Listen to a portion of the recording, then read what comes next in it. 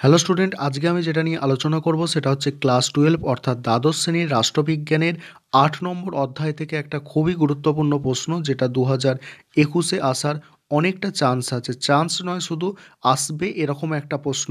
ভারতের পার্লামেন্টের উভয় কক্ষের মধ্যে সম্পর্ক আলোচনা করো। এই প্রশ্নটা 2021-এর জন্য খুব গুরুত্বপূর্ণ।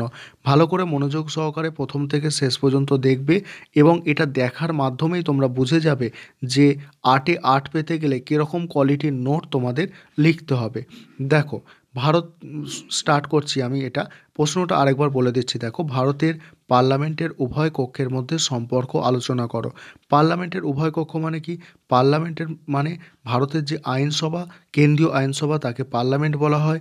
পার্লামেন্টের দুটো কক্ষ থাকে, একটা হচ্ছে লোকসভা আর রাজ্যসভা। এই দুটো কক্ষের মধ্যে সম্পর্কটা আলোচনা করতে বলছে।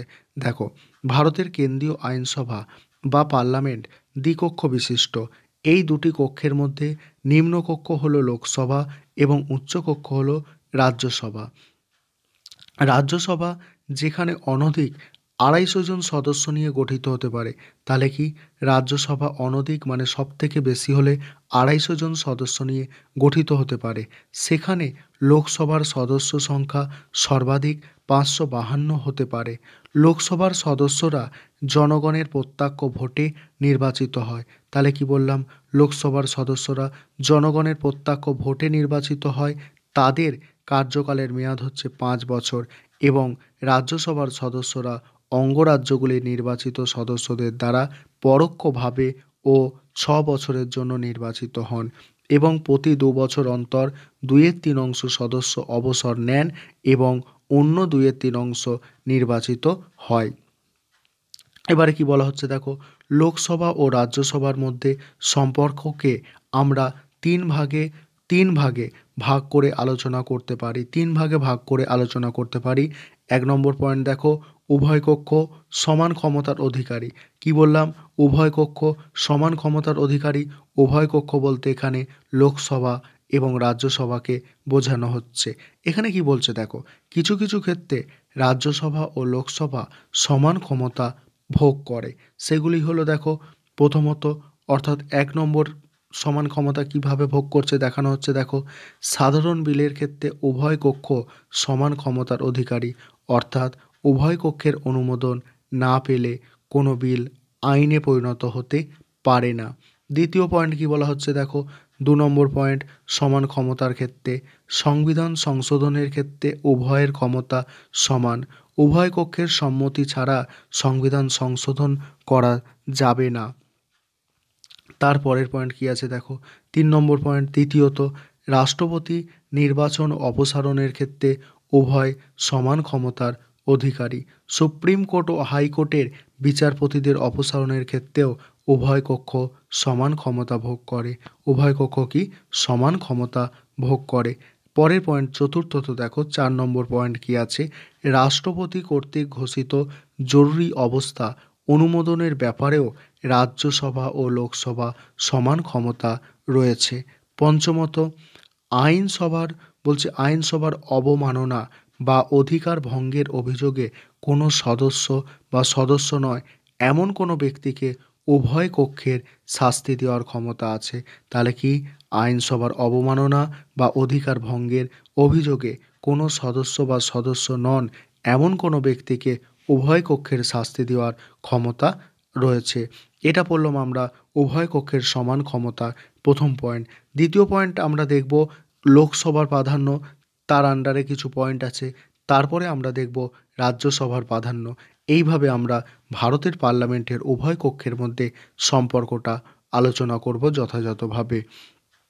এখানে কি বলা হচ্ছে? দেখো, লোকসভার প্রাধান্যতে কি বলা হচ্ছে?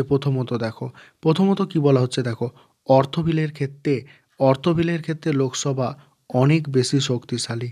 এই বিল একমাত্র লোকসভায় তোলা যায়। কোনো বিল অর্থ বিল কিনা এই সম্পর্কে প্রশ্ন দেখা দিলে লোকসভার স্পিকারের সিদ্ধান্তই চূড়ান্ত। এই বিল লোকসভায় গৃহীত হবার পর রাজ্যসভায় পাঠানো হয়। রাজ্যসভা দেখো, তারপরে রাজ্যসভা 14 দিনের মধ্যে এই বিলের সুপারিশ সহ লোকসভায় ফেরত দিতে বাধ্য। এটা হচ্ছে লোকসভার অধিক ক্ষমতা, ঠিক আছে। দ্বিতীয় পয়েন্ট দেখো, দ্বিতীয় পয়েন্ট কী বলা হচ্ছে দেখো, সাধারণ বিলের ক্ষেত্রে যদি উভয় সভার মধ্যে বিরোধ দেখা দেয় তাহলে রাষ্ট্রপতি উভয় কক্ষের যৌথ অধিবেশন ডাকবেন। এই অধিবেশনে লোকসভার সদস্য বেশি থাকায় তার ইচ্ছাই কার্যকর হবে, তার ইচ্ছাই কার্যকর হবে। তারপরের পয়েন্ট কি বলা হচ্ছে দেখো, তৃতীয় পয়েন্টে কি বলা হচ্ছে, ৪৪তম সংবিধান সংশোধনী অনুযায়ী জরুরি অবস্থা প্রত্যাহারের ব্যাপারে লোকসভার কোনো প্রস্তাব গ্রহণ করলে রাষ্ট্রপতি জরুরি অবস্থা প্রত্যাহার করতে বাধ্য থাকবেন। তাহলে কি ৪৪তম সংবিধান সংশোধনী অনুযায়ী জরুরি অবস্থা প্রত্যাহারের ব্যাপারে লোকসভা কোনো প্রস্তাব গ্রহণ করলে রাষ্ট্রপতি জরুরি অবস্থা প্রত্যাহার করতে বাধ্য থাকবেন। চতুর্থত কি বলা হচ্ছে দেখো, ৪ নম্বর পয়েন্ট, অর্থাৎ চতুর্থ, কেন্দ্রীয় মন্ত্রিসভা তাদের কাজকর্মের জন্য শুধুমাত্র লোকসভার কাছেই দায়বদ্ধ থাকে। তাহলে কি কেন্দ্রীয় মন্ত্রিসভা তাদের কাজকর্মের জন্য শুধুমাত্র লোকসভার কাছেই দায়বদ্ধ থাকে। মন্ত্রিসভার বিরুদ্ধে অনাস্থা প্রস্তাব আনার ক্ষমতা একমাত্র লোকসভার রয়েছে। মন্ত্রিসভার বিরুদ্ধে অনাস্থা প্রস্তাব কে আনতে পারবে? একমাত্র লোকসভা। এইগুলো ছিল লোকসভার প্রাধান্য। এবারে আমরা পরের পয়েন্ট অর্থাৎ ৩ নম্বর পয়েন্ট, যেটা মেন ৩ নম্বর পয়েন্ট, সেটা দেখব রাজ্যসভার প্রাধান্যগুলি, অর্থাৎ রাজ্যসভা কোন কোন ক্ষেত্রে অধিক ক্ষমতা ভোগ করে। প্রথমত দেখো, সংবিধানের ২৪৯ নম্বর ধারায় রাজ্যসভার মর্যাদাকে বৃদ্ধি করেছে।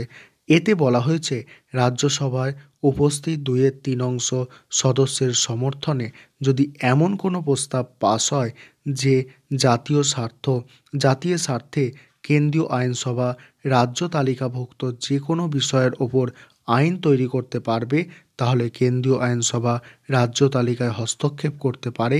লোকসভার এই ক্ষমতা নেই।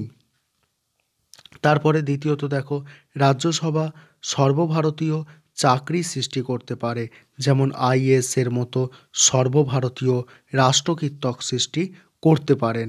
তৃতীয়ত কি বলছে, তৃতীয়ত দেখো, লোকসভার আয়ু ৫ বছর, এমনকি তার পূর্বেও মানে তার আগেও ভেঙে দেওয়া যায়, কিন্তু রাজ্যসভা স্থায়ী কক্ষ, সেদিক থেকে এর মর্যাদা বেশি। এবারে দেখো মূল্যায়নে কি বলা হচ্ছে দেখো, সুতরাং দেখা যাচ্ছে ক্ষমতা ও পদমর্যাদার দিক থেকে রাজ্যসভার থেকে লোকসভার স্থান অনেক ওপরে। তবে ব্রিটেনের উচ্চকক্ষ লর্ডসভার মতো আমাদের উচ্চকক্ষ রাজ্যসভা দুর্বল নয়। অধ্যাপক পাইলি বলেছেন, গুরুত্বহীন উপদেষ্টা রূপে রাজ্যসভাকে সৃষ্টি করা হয়নি। গুরুত্বহীন উপদেষ্টা রূপে রাজ্যসভাকে সৃষ্টি করা হয়নি। প্রকৃতপক্ষে জ্ঞানী ও দক্ষ ব্যক্তিদের সমাবেশের ফলে রাজ্যসভার ক্ষমতার দিক দিয়ে লোকসভার বলছে ব্যক্তিবিশেষের কি বলা হচ্ছে দেখো, প্রকৃতপক্ষে জ্ঞানী ও দক্ষ ব্যক্তিদের সমাবেশের ফলে রাজ্যসভার ক্ষমতার দিক দিয়ে লোকসভার সমকক্ষ হলেও এটি প্রভাব বিস্তারকারী সভা হিসাবে নিজেকে প্রতিষ্ঠিত করেছে। এই ছিল আজকের আলোচনা, ঠিক আছে।